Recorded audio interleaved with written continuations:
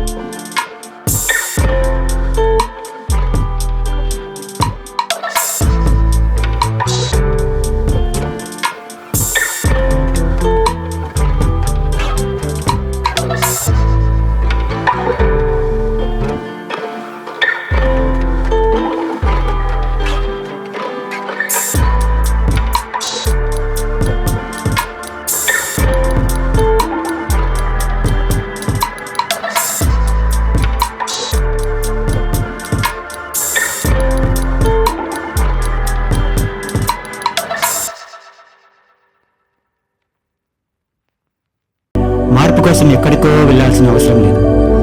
నీ ఆలోచనలే నీ జీవితాన్ని మార్చేస్తాయి. అదే నిజమైన మార్పు. సమాజాన్ని చైతన్యపరిచే మార్పు మీలోనే రావాలని కోరుకుంటున్నాను. మీ శశాంక్ క్రియేషన్స్. జై హింద్.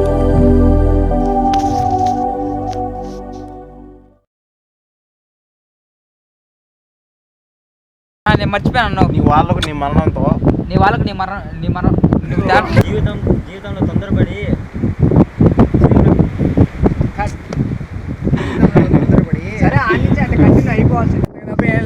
Ready, action. ఒరి నాయను, మనం కూడా చనిపోతే వీళ్ళగా ప్రయత్నం అయితే